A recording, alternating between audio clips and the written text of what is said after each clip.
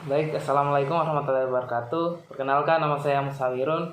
Di sini saya akan menjelaskan mengenai materi birokrasi pemerintahan, apa-apa saja yang diberikan pada saat perkuliahan. Yang pertama, sebelumnya kita tahu dulu pengertian dari birokrasi. Birokrasi adalah istilah yang mengacu pada organisasi yang kompleks dengan sistem dan proses perlapisan-lapisan.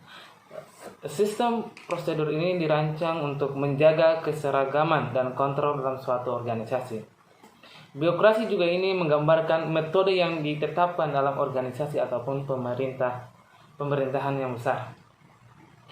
Dan ada juga beberapa pengertian menurut para ahli mengenai birokrasi ini. Yang pertama, Max Weber, seorang ahli politik dari sosiologi asal Jerman, berpendapat bahwa birokrasi adalah suatu bentuk organisasi yang penerapannya berhubungan dengan tujuan yang hendak dicapai.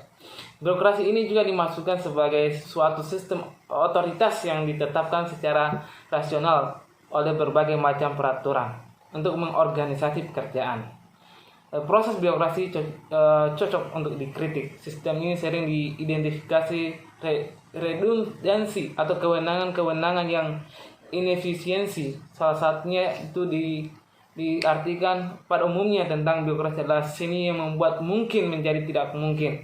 Secara kultural, birokrasi ini bermula upaya untuk mengatur organisasi melalui sistem tertutup. Sistem tertutup bersifat formal dan kaku untuk menjaga ketertiban, ketentraman prosedur adalah kepentingan dalam birokrasi ini. Kemudian yang kedua yaitu materi yang diberikan. Kedua, representasi politik adalah salah satu esensi yang paling penting dalam kehidupan politik yang sayangnya maknanya tidak terlalu dipahami dengan baik oleh semua orang. Dalam terjemahannya bahwa Indonesia dari orang-orang yang menerjemahkan representasi ini adalah perwakilan. Bentuk memang representasi adalah perwakilan, tetapi pada saat yang perwakilan itu hanya salah satu dari aspek dalam aspek representasi. Definisi representasi politik yang paling mengenakan adalah yang dirumuskan oleh Hana Politik yang mengatakan bahwa representasi adalah membuat suatu hadir lagi ke karikatur anak kirana yang lain. Representasi adalah sebuah urusan yang mengutamakan lagi kehendak rakyat menjadi kebijakan politik sederhana saja urusnya, yaitu sebagai kemauan rakyat sebagai pemilik kedaulatan itu bisa berubah menjadi kebijakan republik yang utuh. Representasi politik ini juga dengan demokrasi bisa saja sangat dekat, tapi secara konseptual bisa berseragam.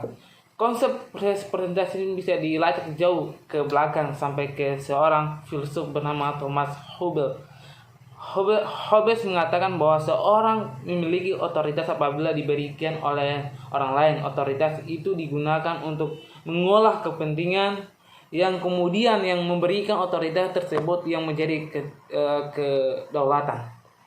Yang ketiga adalah materi yang ketiga itu cara kerja birokrasi. Baik. Yang keempat yaitu tujuan birokrasi. Adapun beberapa tujuan dari birokrasi yaitu menjalankan program atau kegiatan guna tercapainya visi dan misi pemerintahan. Yang kedua, memberikan pelayanan kepada masyarakat dan melakukan pembangunan secara netral dan profesional. Yang ketiga, mengaplikasikan seluruh aspek manajemen pemerintahan, mulai dari aspek perencanaan, koordinasi, pengawasan, preventif, represif, evaluasi, dan lain sebagainya. Yang keempat, memberikan kemudahan bagi masyarakat untuk mengakses setiap layanan dan perlindungan. Yang kelima, memberikan jaminan atas keberlangsungan sistem pemerintahan pada suatu negara.